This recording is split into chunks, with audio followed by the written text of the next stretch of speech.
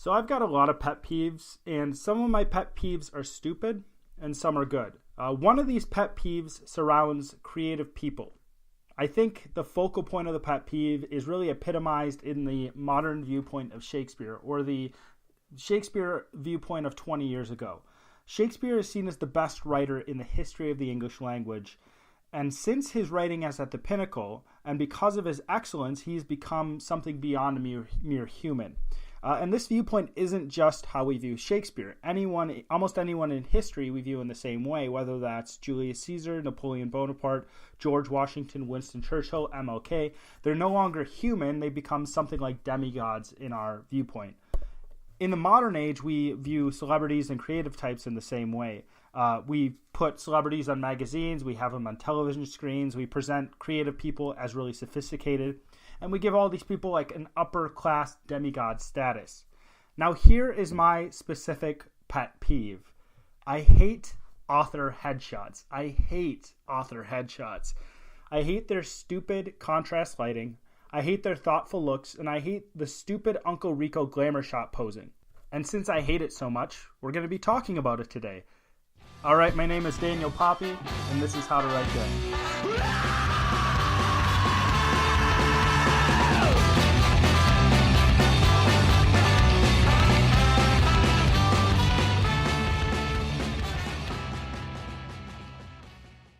Welcome to How to Write Good, the writing podcast that is not about how to write. My name is Daniel Poppy, your host. You can find out more about me at danielpoppy.com. If you haven't already, please follow How to Write Good on Instagram, Twitter, and Facebook.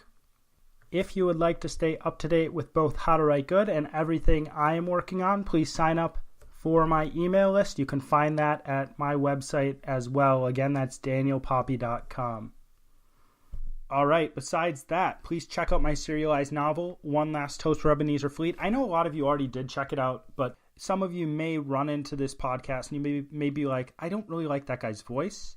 And if you don't really like my voice, well, that's the trouble. Maybe you think I'm an idiot, but at the same time I can write. So maybe you want to listen to One Last Toast for Ebenezer Fleet by itself, right? There is actually a feed for that. You just type it into your podcast stuff, your podcast catching, whatever it is, and you can find that by itself. Now, if you don't like my voice, you can always read it on my website.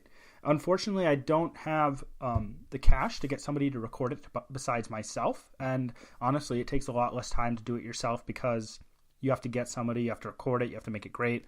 But I prefer middling stuff. So if you don't like my voice, which I don't blame you if you do, then you can check it out on my website. Otherwise, jump over to that feed and listen to it on that feed as well, because that'd be really cool, because that would get a lot of stuff rolling in that area.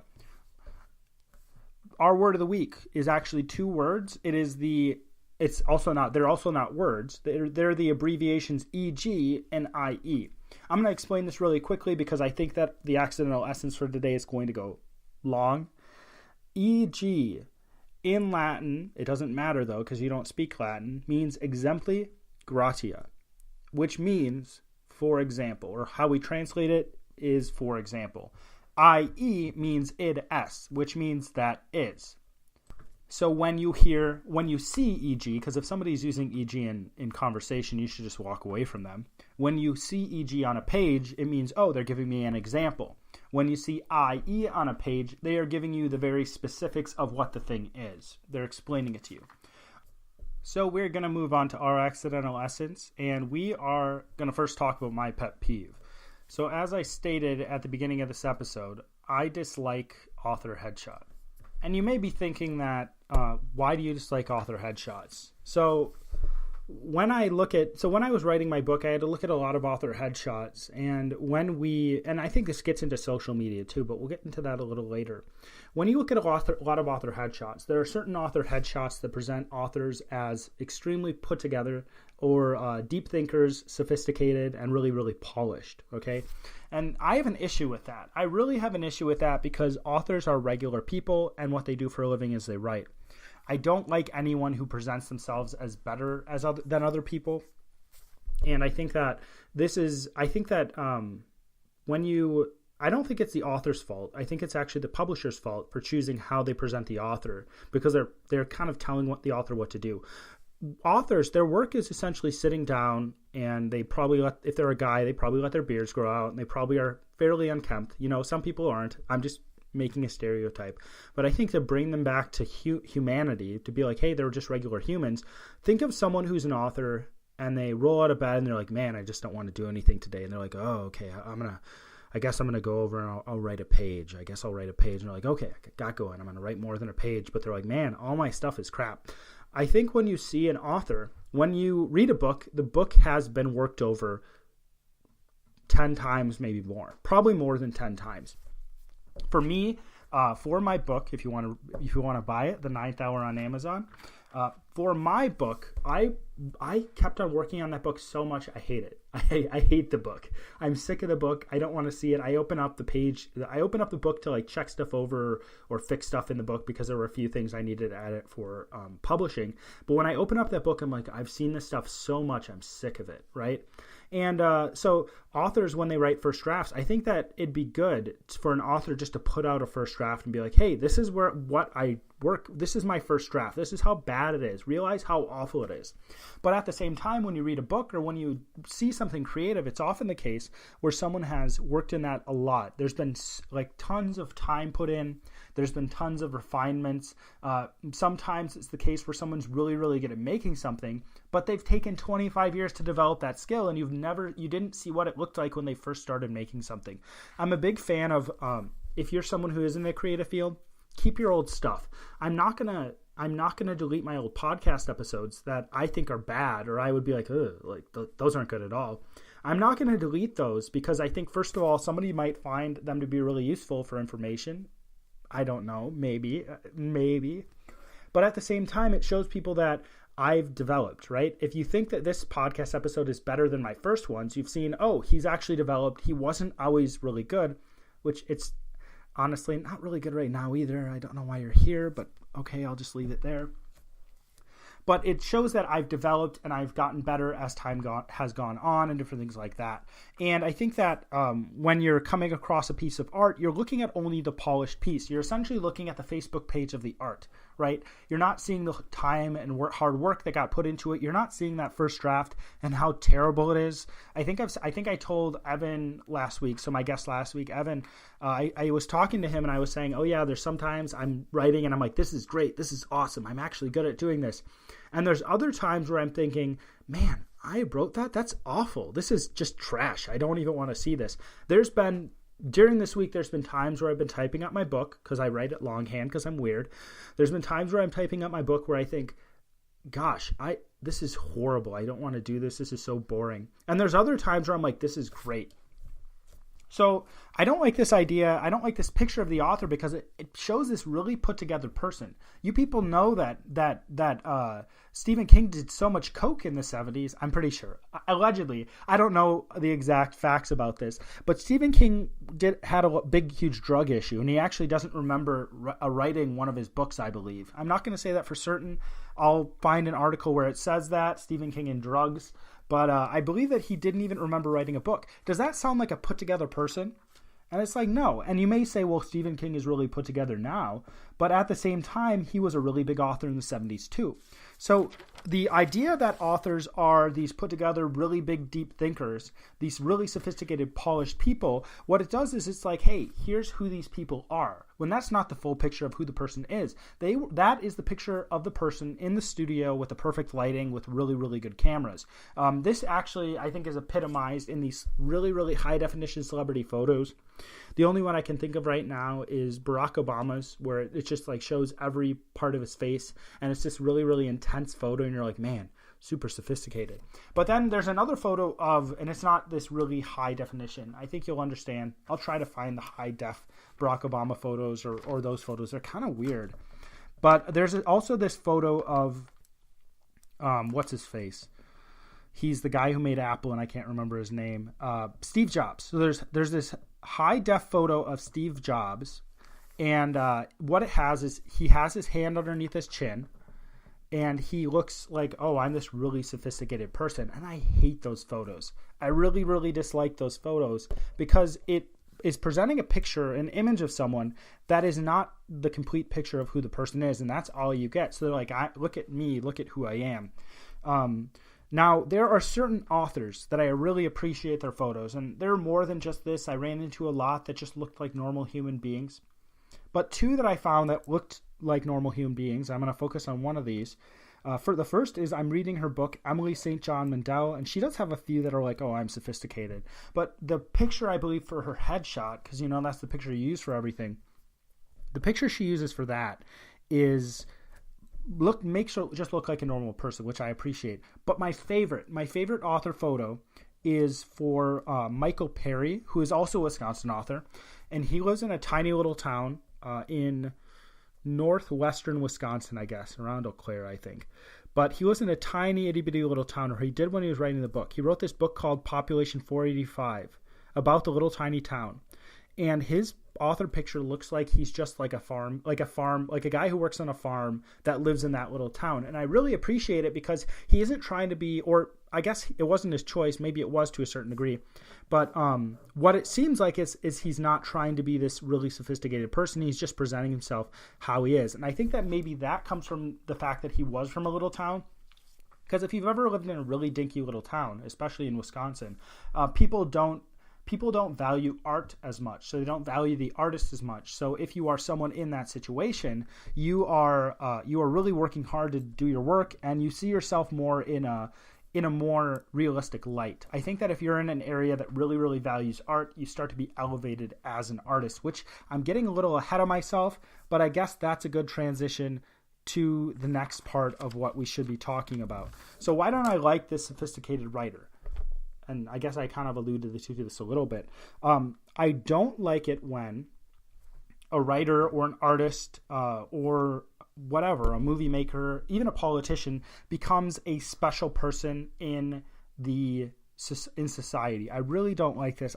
The reason why I don't like this is because we don't just say, oh, you have a special ability. We actually put this person above others. We put them on a pedestal. And we put him on a pedestal in a very specific way. I think it's very good to praise what somebody has done. I think it's good to say, hey, I really like what you've done. I think it's really awesome. It really caught me, and it's something different. For me, when I write a book, when somebody comes up to me and they tell me they really appreciate my book or really appreciate my writing or like my writing, it's really nice to hear. It's really nice to hear that somebody values what you're doing. At the same time, I think that there is, when you do this, or especially when you don't know the person, I think there is a temptation, not a temptation, a danger to take that person and make that person seem like they are beyond you. So instead of putting them in the same category as yourself and saying, oh, this person is just a normal human like me and they just happen to do a job that's creative, you're putting them in a different category than you are in. And the danger is that you're putting them above yourself. I think that making people more than they are is not a good thing. So if you, like I said at the beginning in my little monologue thing, we have made people in history out to be demigods, and we make people who are famous out to be demigods as well. I think we do this with creative people. I'm not a big fan of this at all. I don't like it. Just think about it this way. Someone who is a writer and does that for their living and has been doing that all their life is pretty much only capable of writing. Now, they can pick up other skills, but that is the one thing they focused on, and they've neglected a lot of other things that you are probably capable of doing. I have a friend who is pretty much redoing his whole entire kitchen, and he probably could redo his whole entire house. I can write really well. I think I can write really well. That's what I say. I think I can, right? At the same time, am I capable of just going out and being like, I'm just going to redo my whole house and I'm going to know what's going on? The truth is that I cannot do that. So he has a skill that I can't do. I have a skill that he can't do, right? Other people I've talked to are like, well, I just don't understand how people write. It's a different type of thing than what I've done. But those people have a skill that I don't have. So at the same time, I could be like, well, they can do that. And it's not good to be like, oh, they're better than me because they can do this thing, right? And it's not good for them to say, oh, he's better than me because he can do this thing. I think this makes us fall into this area of like, if we put somebody in a position that's above ourselves, we start to think they're special, like more special than us, or they're someone that is like, you get into this demigod thinking, and I can't really think of another way to describe it, but there's a risk of like this hero worship or this this cult of personality where people start to say, oh, well, they're better than me, or they're smarter than me, or they know a lot more than me. They're the expert in this area, therefore they must be an expert in other areas, and therefore they must be able to, if they say something, that is going to directly affect my life in a huge way. So I think that if you don't know someone and they don't know you, how do you know what they're going to say is going to actually affect your life in a huge way? That's kind of what I don't like, and I think that people can fall into these this error of thinking of people in that way. And I've gone on about this in a way in another area too. You can think of people as being extremely better than you, and you can think of people being extremely worse. And what you do is you make people angels who are better than you. You make people gods who are better than you, and you make people who are worse than you into devils, right? And you don't think of them as human beings. And I think it's always important to think of people as just human beings. And this can really happen in any area. It can happen in big churches. I've seen this happen as well, where people come to a big church and there is a preacher who's extremely good at preaching. And there's it definitely happens in politics, right? It definitely happens in politics because we see political figures as saviors in some way, or like they're going to do this, they're going to do that, they're going to change the world. And I think that people who are in politics actually think that as well. You can do it with companies. I think that this has happened with Apple in a lot of ways. People see Apple as this thing that's beyond them. They not worship Apple, but they put it on such a high pedestal that sometimes people can't even get it out of their heads that maybe it's not good. You can do it with products. You can do it with movies, musicians, sports stars, sports teams, Instagram influencers. I think guys do this with really beautiful women. They put them in a position of that they don't deserve.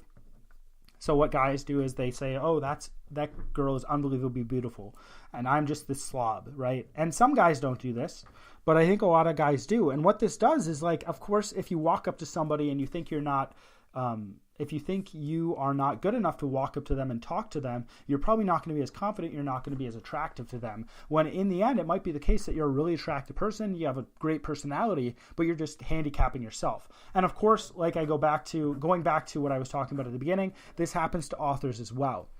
And we actually do this to ourselves on social media too. What we're trying to do, we present this perfect picture of ourselves, and then other people see this perfect picture, and then people see, oh, they have the perfect life, right? So why is this bad? Well, what we do when we put somebody on a pedestal, what we do when we make them something that they're not, when we elevate them above humanity in a way, or maybe we do this without even thinking. Maybe I'm using the wrong words to describe what's happening here, but when we look at them, what we see is we see this false picture of who they are, right? When I was talking about authors and author headshots, I was saying that it's presenting a false picture of who the author is. And in the same way, when we look at these celebrities or we look at these people who are creative, we see an incorrect picture of who they are. And what I think this incorrect picture does, and I may be wrong about this, is I think we see this perfect human, right? We see this demigod. That's the best word I have. I think it'll stick with people. We see this person above us and we say, man, they've really got their life together. One person that, if you see someone who's like super rich, first of all, I know Mark Wahlberg has an extremely rigid schedule, essentially. He has somebody cooking for him in the morning. He gets up at like 4:30, 5 a.m., works out right away. And he has all these things lined up perfectly in his life. And it's like, wow, you've really got your life put together.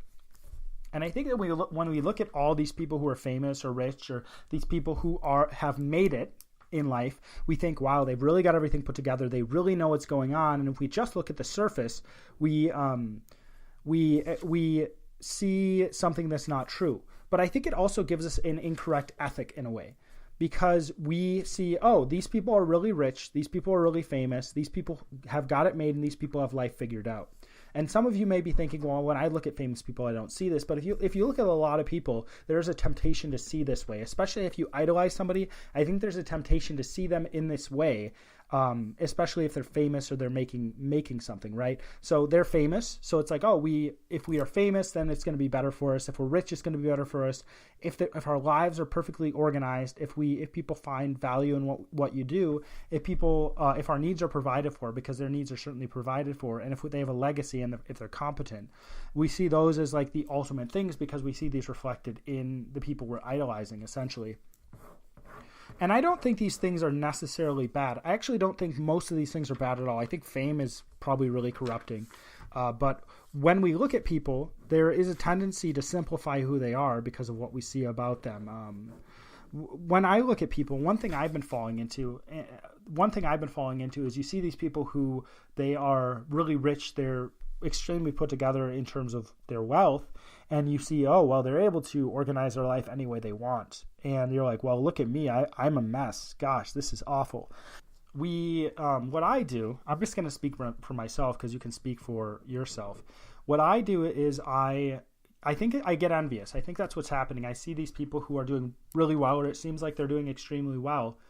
And then I look at myself and I'm like, I've gotten nowhere, right? And I think that if you look at some certain people who are in those positions, you can say, well, that's not actually the case, that everybody who's in that position, everyone who's famous, everyone who's a big artist is doing really well. Everyone who's really, really good at what they do is doing well. So I think that the best examples of that are people who have just ended their lives really badly, like Kurt Cobain or Ernest Hemingway, Robin Williams, Chris Farley.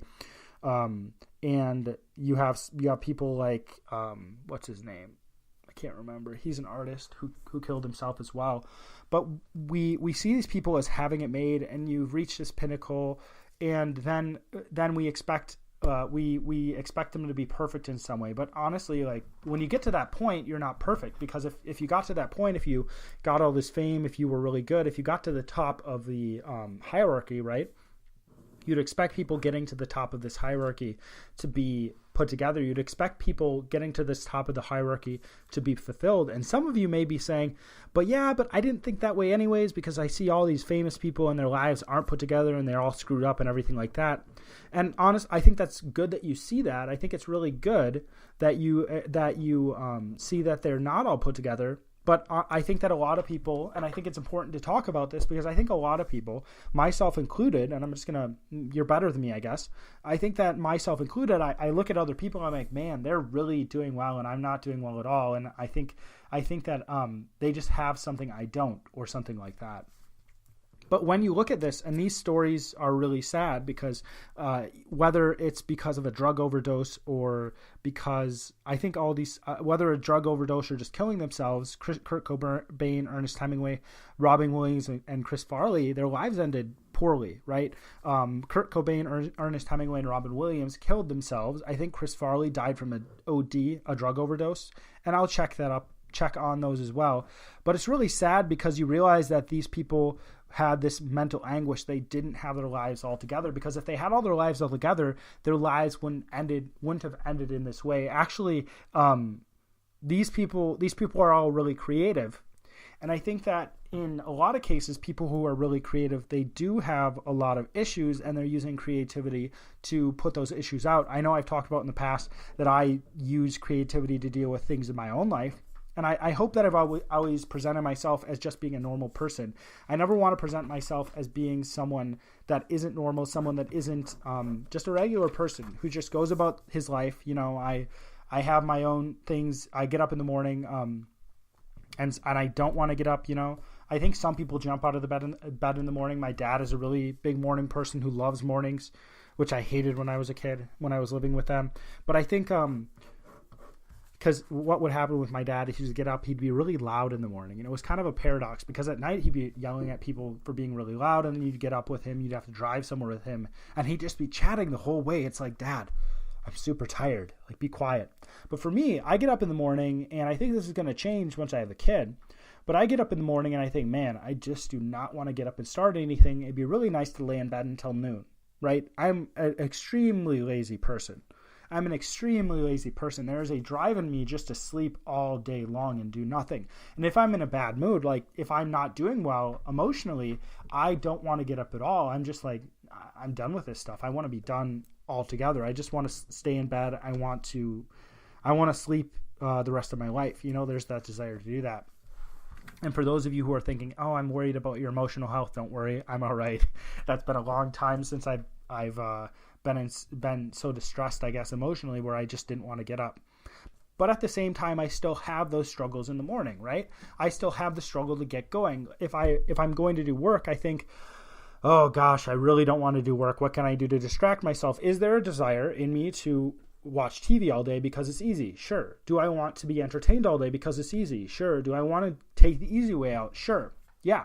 And I think everybody who does anything, I think every single person in life has the same, I think every single person in life has this same struggle. I think it's made worse if you look at other people and you see them doing really well and you see this false picture of someone else. And that's where I'm kind of getting to here.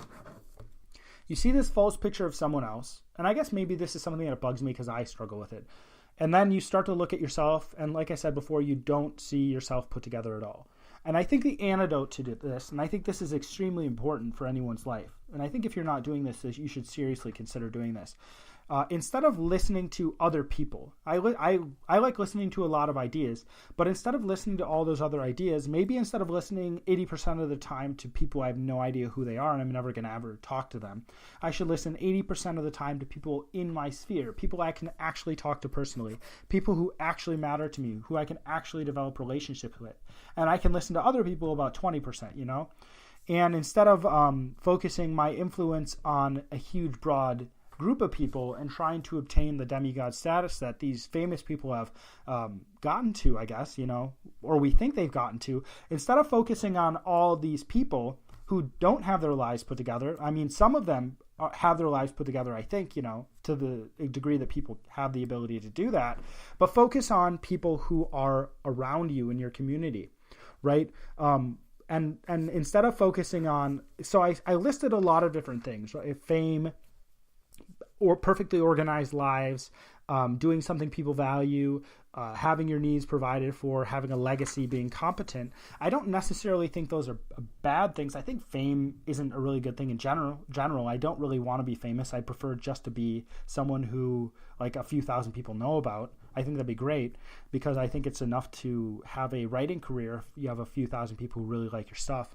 But besides fame, those other things aren't bad, but at the same time, if you take those in exclusion and exclude those from what's really important, then you're going to have a life that's kind of in disarray, I believe. I don't remember where this is from, but I remember somebody talking about how you have specific virtues, right? And if you have one virtue and you don't have another virtue, then you're going to have a life that's unbalanced. I think that it was a pastor at some time, and he was saying, yeah, if you just have love, the love is going to, if you just focus on love and that is your core virtue and everything circles around that, your life is going to be unbalanced because you're going to be doing stuff because of love that actually isn't good for you and isn't good for other people. And what he said is essentially that you have to balance that out with truth, right? He was saying that there's other virtues that you have to look at. And I know that in our society, we don't talk about virtues very often, but I think that you can have those other things. You can have a really organized life, which I think is good for you to organize your life and to figure out what to do. I think it's good to be a little anal, I guess, if you want to say it that way, about how you put your life together so that you can be more efficient and you get more stuff done. I think it's good to be really competent in what you do. I think it's really good for other people to find value in what you do. But at the same time, I think that we should not focus on other people, these people who, in a way, we don't even know who they are. We shouldn't focus on becoming those other people. We should focus on these smaller things. We should focus on loving the people around us. We should focus on truth. We should focus on putting stuff into the lives of other people rather than trying to obtain like a celebrity status. I think that's really where people find meaning. I think people do find meaning in the work. I think people find meaning in other things. But I think that one key aspect of being human is you find meaning in the community around you. And I think that, like, I'm a Christian, so I think that's related to being human in general. I think that we've been created to be like that. But at the same time, even if you're not a Christian, I think you can see the truth in that. I think there are studies that bear out this idea that people need other people. People aren't meant to be in isolation. Actually, if you put somebody in isolation for prison, it's really, really bad on your mental health. So I think that if you are someone who's like, oh, I listen to all these people online and I listen to all these really cool ideas, I think that's great, because I do that as well. But at the same time, don't neglect the people around you. Don't think, oh, I'm going to be really big and there's going to be all these people that like me. Because if you separate yourself, and I guess this is bringing it full circle, if you separate yourself from other people, well, what's going to happen? People are going to see you as different than other people. and they're going to be separated from you, and you're not going to have that same human connection. They're going to view you as the demigod, and they're going to view you as something beyond just a normal human. And then what's going to happen is you're going to be lonely, and you're going to have this lacking in your community life. You're going to have a lacking in yourself because you're meant to actually be in a community, and you're not meant to be seen as something beyond human. You're not meant to be seen as something beyond human. You're meant to be seen as a human so you can connect to humans, and you can actually find that fulfillment in connecting to humans. So for those of you who have already kind of found that, for those of you who are already living in your own world, right? For those of you who aren't focused on other people who seem to be doing extremely better than you, great. Those of you who are already following this prescription, that's awesome. For those of you who aren't, I would just suggest that you do focus on a smaller spheres, focus on a smaller group. Don't try to reach for something. Try to reach for stuff. I believe it's good to try to set really high goals and meet them, but realize you're just a person. Just be a normal person. That's what I'm trying to say. Just be a normal person. Connect to other people in a normal way, in a way that isn't like I'm better than you. Realize that art comes from real experience. The best art doesn't often come from having this excellent life that's all put together. In a lot of ways, art comes from chaos in a way. And in a lot of ways, art comes from pain. And it's not a fun thing to do. In a lot of ways, art comes from not being comfortable. So stay out of your bubble and don't get a big ego, because you're going to be separating yourself from other people. You're going to be separating yourself from art in general if you try to do that. So that's what I've got for you today. I hope it's useful. I hope it's something interesting to think about. And we're going to jump into our logical fallacy of the week. So our logical fallacy of the week is wrong direction fallacy. And what it is you're reversing the causation of something. So, for example, if I this isn't a good example. Here's one. Here's a good example. Children who watch TV, a lot of TV, are violent. Well, it may be the case that violent children watch more TV, right?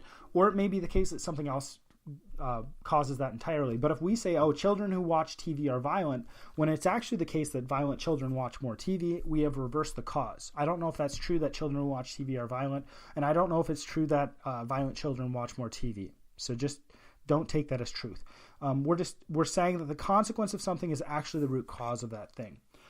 If you enjoy this podcast and would like to support me more, what I would ask you to do is that you go to iTunes and you leave a 5-star review. That is something that really, really helps me and helps push the podcast out to different people. And it's something that doesn't cost you much time at all. So if you would do that, I would really appreciate that. And I definitely appreciate everyone who listens to this podcast.